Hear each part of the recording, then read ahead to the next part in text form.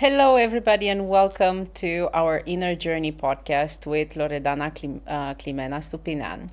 My name is Andreea. I'm going to be your host for this series. And the reason I'm here is because the viral episode that we had last time just generated a lot of questions. So I'm here to make sure that all of your questions get answered by Loredana herself. Before we get started, I just want to mention the fact that you can find Loredana's book on Amazon and on every major bookstore in the US and worldwide.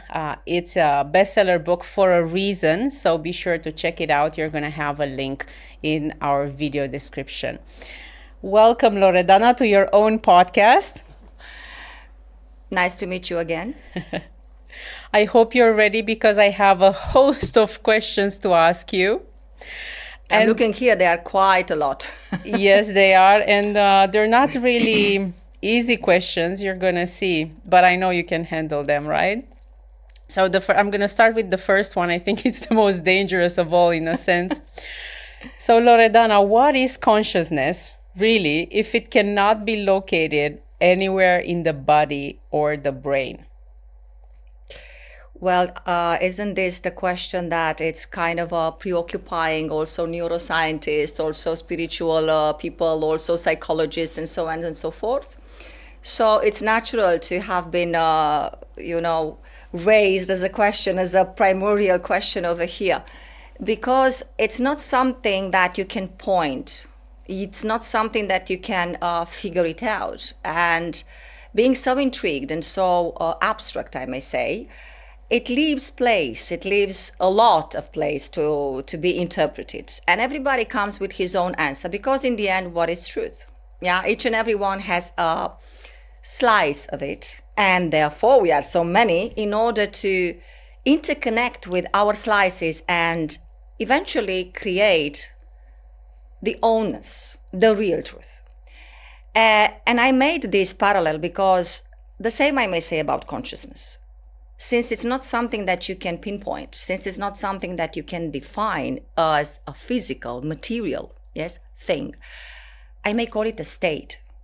But it's something that you just feel inside of you. You cannot deny it, you cannot name it, you cannot figure it out, but you can feel it. And whenever something like that deep, it's felt, then you kind of know from inside that it must be real. Well, our mind here, it's playing around, with concepts, with patterns, and wants to define. So therefore, we are looking to understand it also from this three-dimensional mind.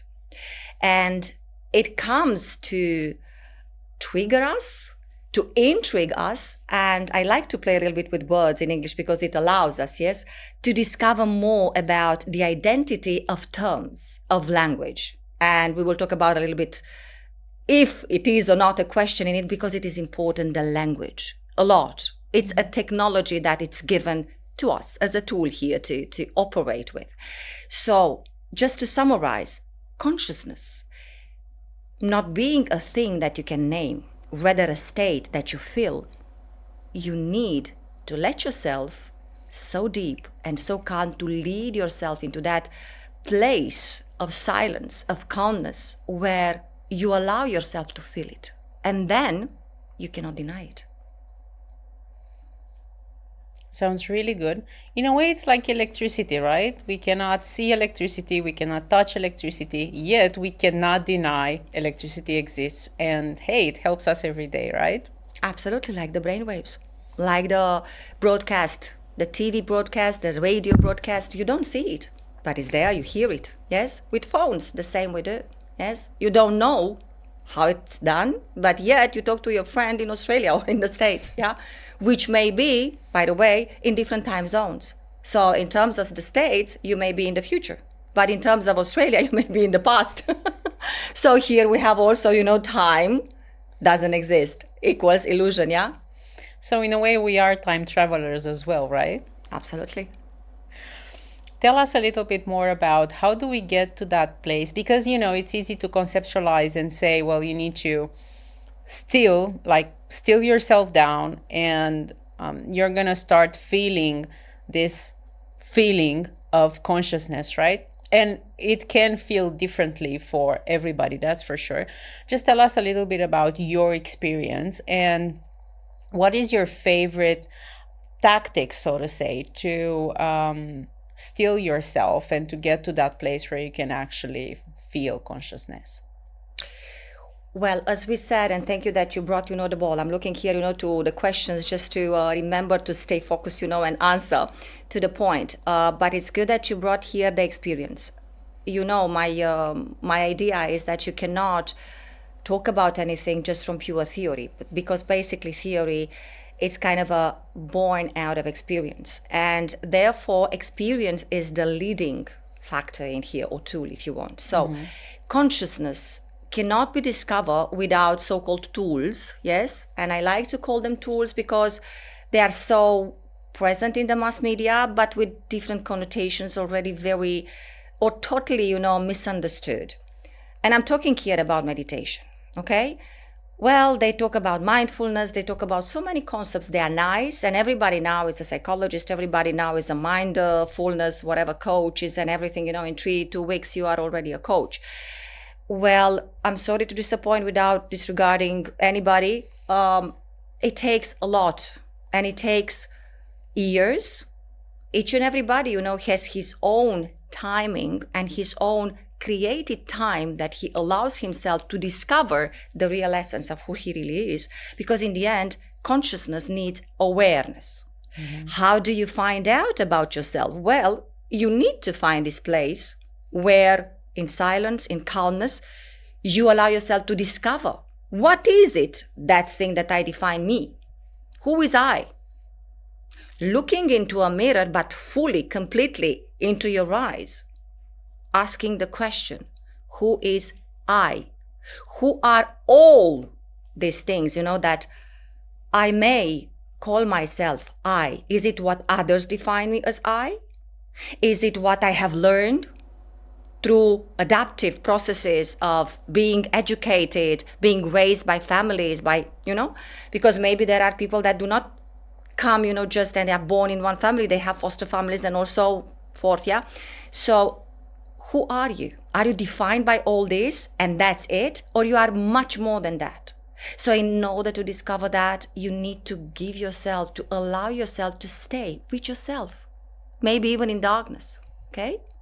They call some of the great spiritual leaders of the world, and afterwards, it was defined as the darkness night of the soul. I'm not talking about so deep and this particular, but there are people that go to the extremes, like Mantakia, the master Mantakia, and Jasmuhin, which just comes to my mind now, these two people that exist like masters, real masters, into this world. One teaching Tai Chi, the philosophy of the ancient lost Asian cultures, yeah? So they basically immerse the individual within 3 to 4 weeks in complete darkness. Of course, you cannot go there out of this world just like that. Hello, I arrived. You need to prepare yourself for something like that. But believe you me, people that have been there after they came, maybe they entered 50 and they came out 4, they have no idea, because once you are immersed, you have no idea the difference between light and day.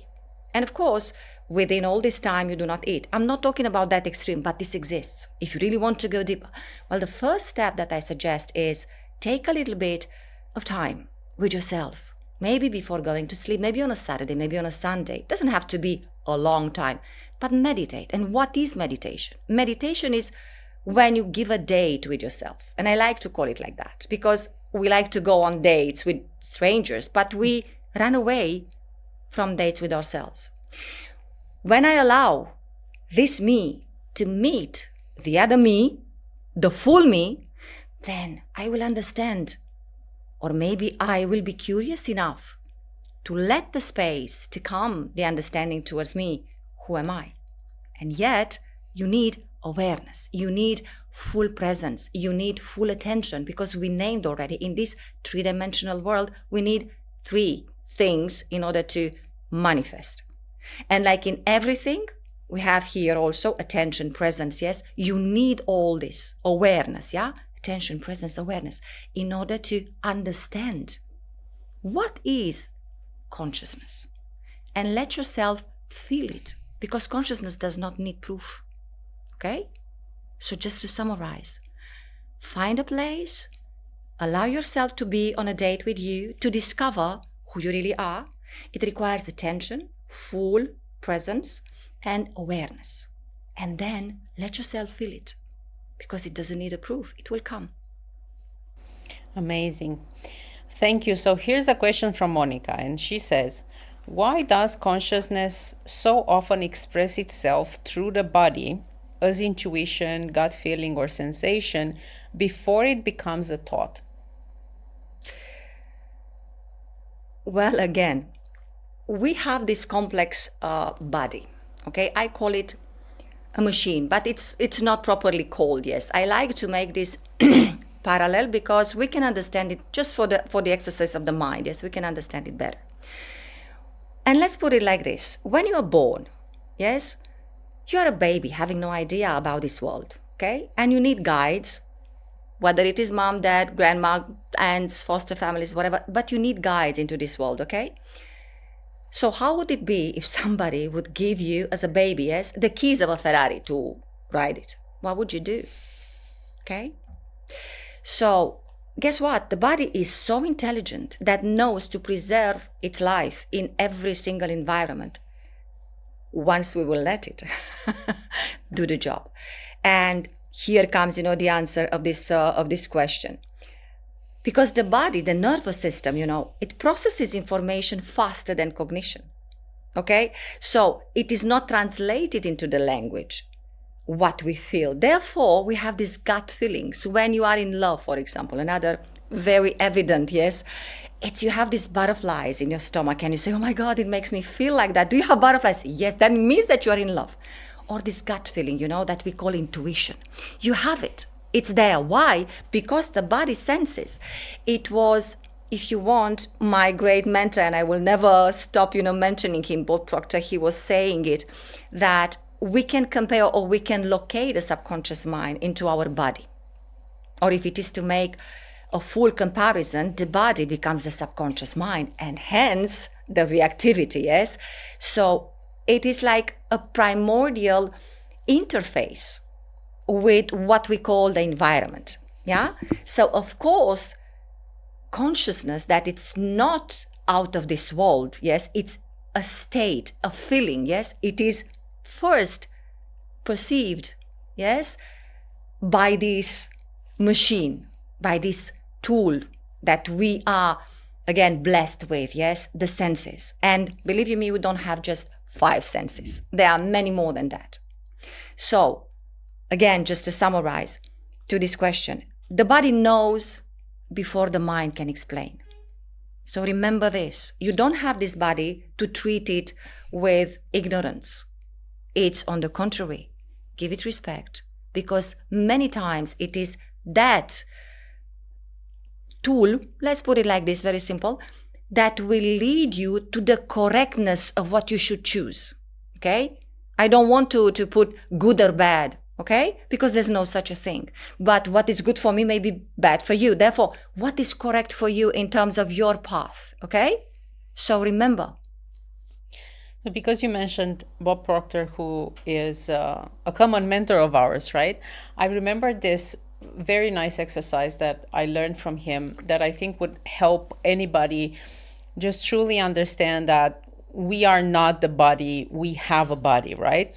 And this exercise that he was suggesting was when you lie down or you have a moment with yourself and you close your eyes and you imagine yourself going through your body.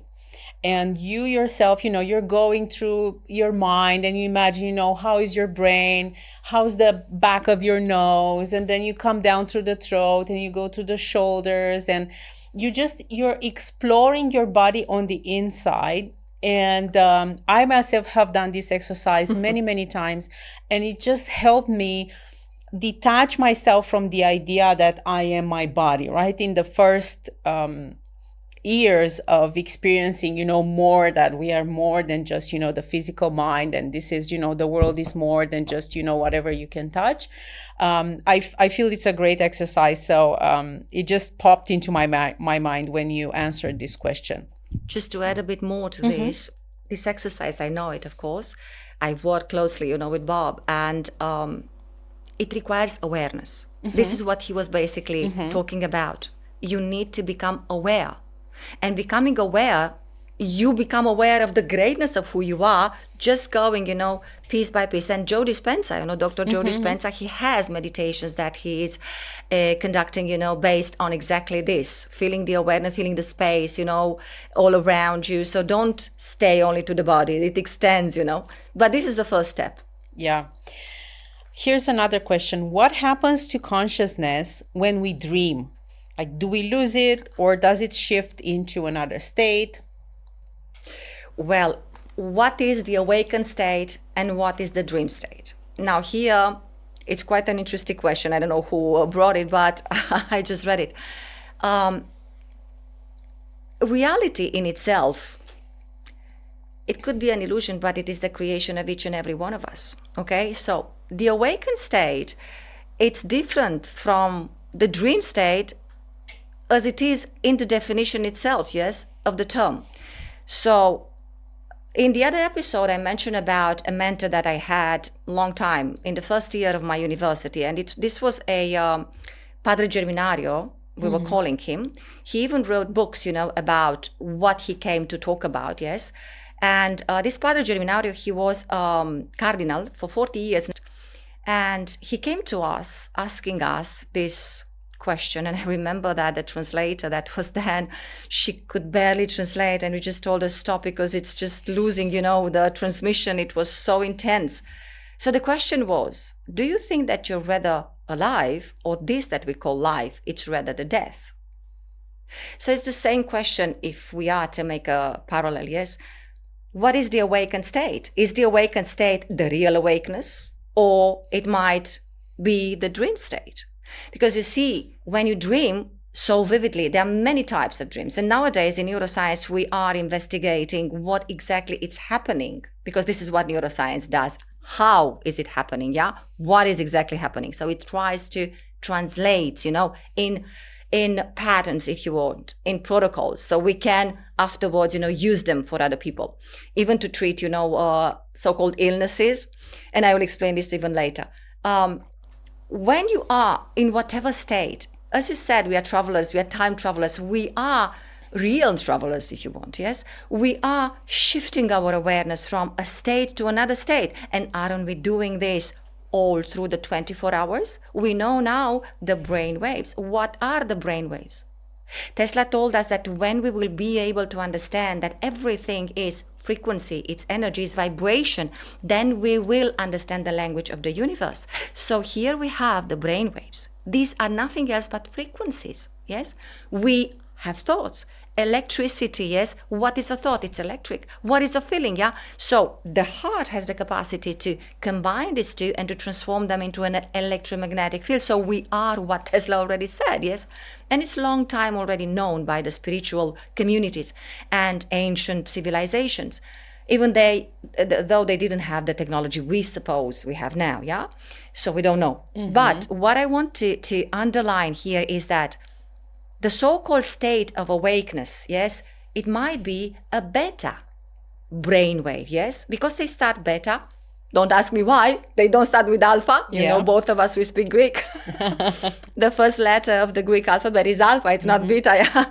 So it's beta, alpha, okay? It starts with beta, alpha. And beta is usually in the prefrontal cortex, yes, and up until the parietal one, yes. So they have also stages. It's not just beta. It's low beta, it's medium beta, it's high beta, okay? Some may talk about 10 different, and I'm not talking about scales. It's like the radio broadcasting, yes? It's if you want frequencies, yes? So you have to see them like that. It's not like a scale that goes up and down. So in terms of these brain waves, we are, during a day, always up and down. I mean, we go from beta wave through an alpha, through a theta, just before going to sleep, yes? And then we go from theta, to delta and even to gamma states. So there are many more than that. If we are to associate them from the spiritual point of view, this is, let's say, the neuroscience base, but from the spiritual point of view, we may call them realms or dimensions. And if it is, to talk about these in terms of dimensions, what are we doing? We are travelers, we are shifting, from one dimension to the other. So from the awakened state, which is already, taking us from the beta to alpha, when you are creative, when you have ideas, when you want to write, yes, you need inspiration. When are you inspired? From which side of the brain? Because they come now and they say that the right hemisphere, it's more, in charge with the creation, with the inspiration and all this stuff. So we know now that the left hemisphere, it's more into mathematical, into the language processing, yes? Mm-hmm. So what is awakeness? You cannot lose yourself because this is who you really are. This is you. If you saw the movie Doctor Strange, it was so nicely, put into shape over there, yeah? So we know that we have this capacity once we believe it. So what was the question here to understand, just to summarize it, is that dreaming, it's not unconsciousness, okay? It was talking about what was happening when we dream, yeah? Yeah. Basically, dreaming, it's consciousness, but in another form, okay? We are, if you want, traveling from Romania to an exotic country sometimes, if you have these exotic dreams, or maybe when you are chased by some animals, by somebody, yes, maybe you go into another realm, maybe you go in Bronx. So you need to see it like this. It is still you, even into dementia, for example, yes, or even in illnesses like, they are called illnesses. I stay away from calling them illnesses, okay, like when you have Alzheimer. It's so much research into it, yes. And I met people that have Alzheimer's, yes. It's quite difficult for the ones that are taking care of those with, much more difficult, yes. Because the ones with Alzheimer, they are in their world. The ones with dementia, they are in their worlds, realms, yes. Because you don't know what you don't know, yes. Like Freud was saying, you have no idea once you open a door what you can find, like in the unconscious, yes. And you do not want to go there, and to start digging because it is not your business. So I'm not talking about that. But even there, in that state, you are still you as a whole, you the essence. So maybe we can go to a further question. I don't know if we will have it, yes, to understand who is the I, who is the ego, yeah? Let's go. It's coming up. So thank you, Laura, for asking us what happens to consciousness when we dream. So I think we covered the next one, which is how do different brainwave states change perception, meaning, and the way we experience reality. Do you want to add anything from what we previously said to answer this question? I would like just to summarize something, for our viewers to understand much better, because here the brain states are, again, as I said before, from the perspective of the neuroscience that comes to teach us the how, the what, to understand, to translate, yeah? And we need to understand here that the brain waves are not the ones that describe how experience is changing, okay?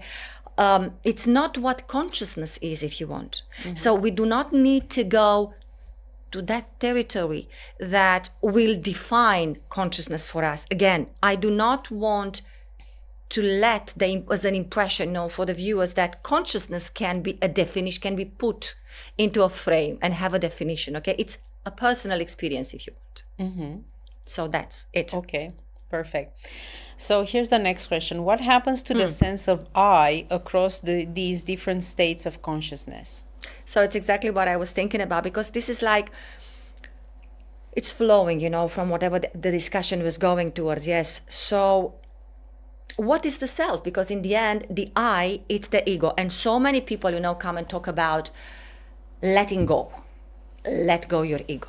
Yes, please tell me about.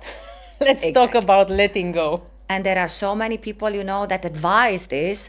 Once you give up your ego, then you can discover who you are. Well, if I give up my ego, who am I? who is this I that is left? Therefore, you have the ego in order to, this is a tool if you want. The most important one that you are given in this reality to operate with. It's as if I'm telling you, take this at 4 wheels, yes, this is a key and drive it. But this is just 4 wheels. I have to have the car, yes, the engine, okay? So I would know what is the force, yes, how many horsepower, what fuel should I give? So this is, if you want, more or less what the ego may tell us. And I like to say ego because you know very well in Greek, you know, we have these 3 letters and it's more complex and more, let's say, it's the proper one in a way that gives me the possibility to make people understand why it's necessary to have it as ego. In the created languages like English is, and I don't want to say it's okay that it's a created language, we are also, you know, here communicating, and you can communicate very well in it, but in the root languages, in the code languages, yes, even in Romanian, you have 2 letters, okay, from whatever it was left, because it is a code language as well. So I will come to it as well. But in Greek, in Hebrew, we have ani in Hebrew, okay, even though you write it, okay, in a way, but it's ani, it's 3 sounds that it comes, yes? In Greek, it's ego, it's 3 letters. Why? Because again, this realm, it's a 3-dimensional one. So the trio, it's present. In English, you have I. When I say in Hebrew, I don't say ego, ime, I am, okay? It's enough to say ani. Because just by saying, it is the presence that it's manifested. And here we need to go back, you know, even to the Bible that says that God had a thought, and then he said it into creation. To manifest in this world, you need words. We have no idea how important language that we said at the beginning is, because we are born with a toner, with a vibrator. We have no idea, as we are born with a DNA, we are born with a toner. My voice, it's to me, it's personal to me. No matter how much somebody can imitate me, 99.99, this 0.000, it's mine. You cannot imitate it, yes? You're born and you die with it, okay? So this toner, it's something that, like the DNA, it's unique. And once I have it, I need to speak it into creation. So thought, without the expressiveness of the word, cannot be manifested, okay? So the same here, the I, if I do not express it into the manifestation, cannot be. So, of course, ego, it's necessary. It's the E, G, and O. If I am to go, again, to another root language like Hebrew, in Aramaic, okay, we know that there is something that is called gematria. And we said before that the language of the universe is mathematics. Well, gematria is this alphanumerical code that imprints to each letter a number, hence the numerology. Yes, so this is, if you want, the root of numerology. Nobody knows when it came, but it is. And it's a fact. And here I want to bring also another tool that it is given to us now by the technology, and this is cymatics, the science of cymatics. I wrote about it in my book. The cymoscope now can measure, can put form to the sound, and it shows. Why? Well, it's very important because the majority of the people, we are visual but also auditive. So when you hear the sound with cymatics, you also can see it. Here you have the proof. It's undeniable already. Dr. Masaru Emoto, he already proved, the shape, that different molecules, of water in different states. And this comes, to enforce what we said before. Water. It's just water, even if it is iced, even if it is steam. So it's still the same like us. We keep the identity, but the state differs, okay? Like with the brain state. And this I, just to come back, to a little bit, to the root language, the gematria. If you go and you put numbers, or if you go in the cymatics, and you say the letter Aleph, amazing. The shape of the letter Aleph will appear there on the cymoscope. So you can see it. It shapes exactly. So how did they know so long time ago when supposedly they didn't have this technology? Well, that's a question, yeah? We don't have an answer. Now, but when you say the sound ah, it will make a certain shape, but not the shape of the letter. So here you understand how important the language is and how important it is to know who are these, yes, 3 letters, the ego, who is this I, because it's more than one letter. It's more than a personality. It's more than just a tool. And you need to discover it. Why do I have it? By embracing all the negativity, all the dark side of it, all these fears, all this trauma, if you want. Once you take it and you embrace it, then this ego can relax like a little baby in the arms of a mother, into the consciousness, into the greater you that you are. And then this ego can help you, can flourish, can really become the blooming lotus, that so much these ancient civilizations were talking about. Hence the Buddhism, yeah? Mm-hmm. So basically, you're saying that this I, the ego or ego, is like the body, if we really understand it, is a tool that actually helps us in this world. However, because of all the judgment that we're making, we're kind of boxing it down, right? Because we say, you've been through this, you've done that bad, you've been through this trauma, that person.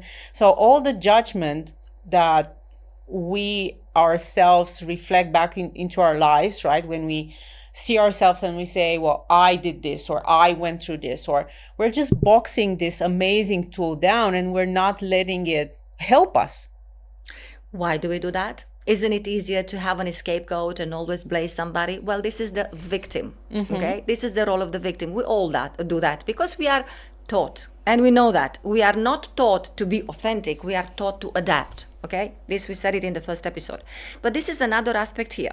In order to be you, you need one ingredient, apart from all the 3, awareness being part of it. And this is full responsibility. It is to be responsible of this is who I am, and to take full responsibility demands quite a power, yeah? Demands power, demands strength, demands a lot that you may not know you have it inside of you. But once you allow yourself to discover, and I said the exercise is look in the mirror and really look into your eyes as I look into your eyes right now. Look yourself in the mirror and ask who I am. Who is this I that I need to discover? Who is this I that I need to embrace with the good, with the bad, without judging it, without needing to put a finger, and to find a blame. Just find out and allow time. It shouldn't come, in the very next minute. Give it time. You don't know, maybe you need 30 seconds, maybe you need 30 days. But be with this question. And as Bob Proctor said, I remember, the book Think and Grow Rich, that he said it became his Bible, yes.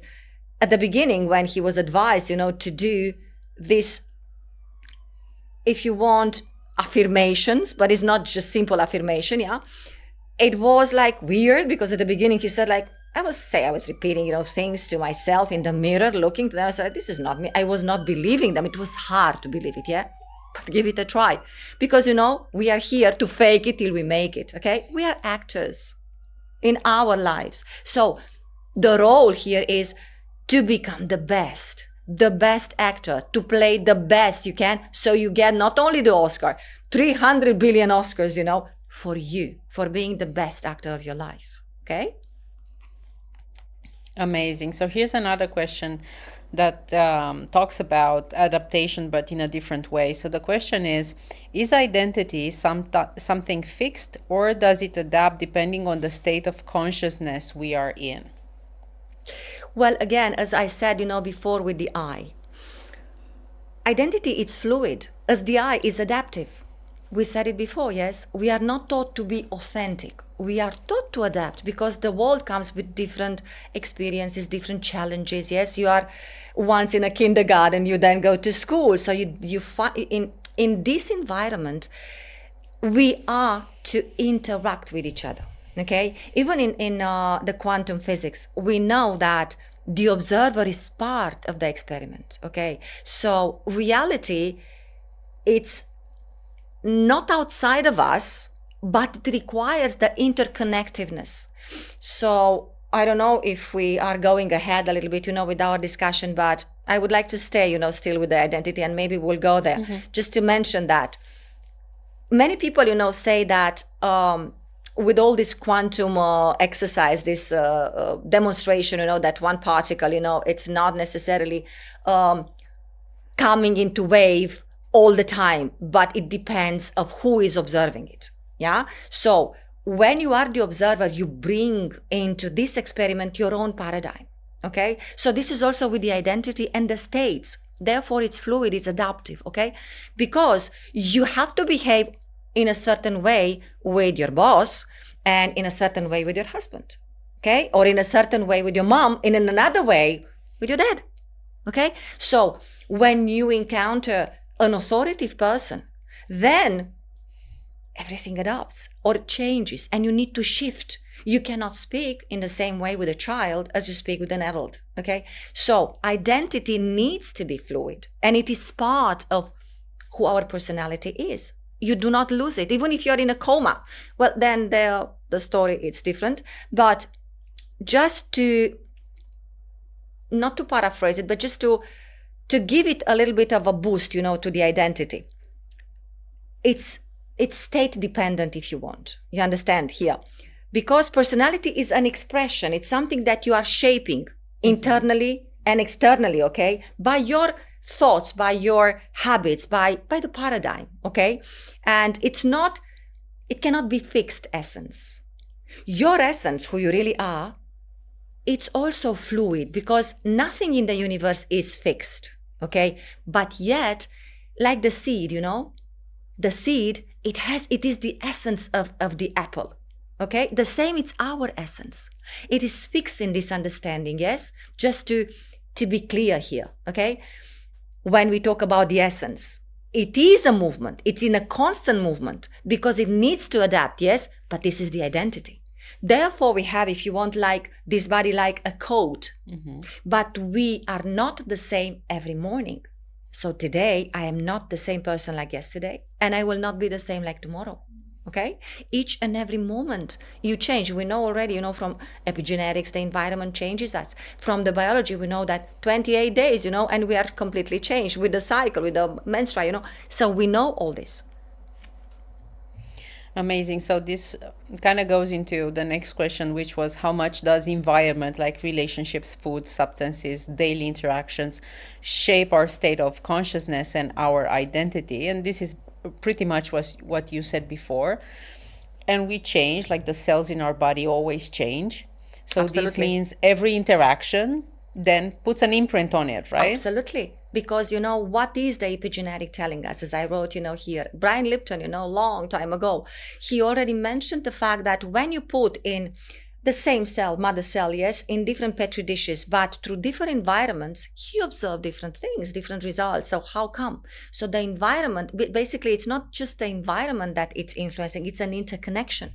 Therefore, we are interconnected. Here, we are 3 brains, at least, yes? Yep. So there is a synchronicity. As you put women in an environment to live together, and they will synchronize their period, the same. When you put people, for example, when you are young, you have a bunch of friends, they are smoking, they are partying, they are drinking alcohol, but you don't. Well, you may continue like that for a week, for a 2, for a month, okay? But the 5th month, the 5th week, whatever, the 5th day, you will start smoking because you synchronize. So therefore, they say, do not come around people that are negative. Why? Because you pick it. It's an interconnection. Then we have the yawning. I think this is the best example ever. When somebody yawns instinctively, you yawn also. Yes, we know they are the mirror neurons, okay, that determine all this reflective state, to the other.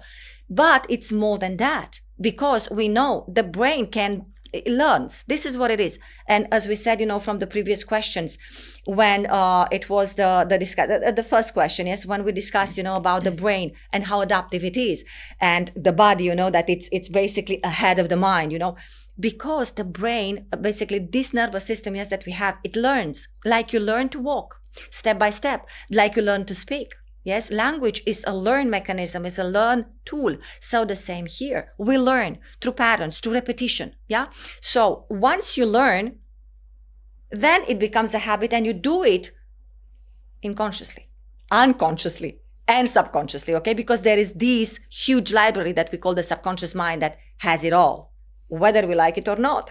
That's the one that leads the road, So we need to pay attention to these interconnections. When I go somewhere, okay, I may drink alcohol, but it's this time, and I am fully responsible. Again, yes, I am aware of what I'm doing, and I take full responsibility. This doesn't mean that I will repeat it every single day, because then it becomes a pattern, yes? And I will need it. And I become also how? Dependent, okay? So here are many things that, like anxiety, okay? What is anxiety? What is fear? We will talk about it if you want, because a little bad doesn't do harm, but a big bad, it's very harmful, okay? So it's always about being in a certain balance. I am sure that you have more questions for Loredana, and she has more answers for you. So feel free to add your question in the section below and check out the next episodes for your answer, and also for other answers that definitely will serve your higher purpose. Just a quick reminder, Loredana's book is really available everywhere. You're going to see links towards it in the details of the video below. Go ahead, click the link, buy the book, read the book, and then come back and ask her the questions that are burning inside of you, all those questions that you need to know.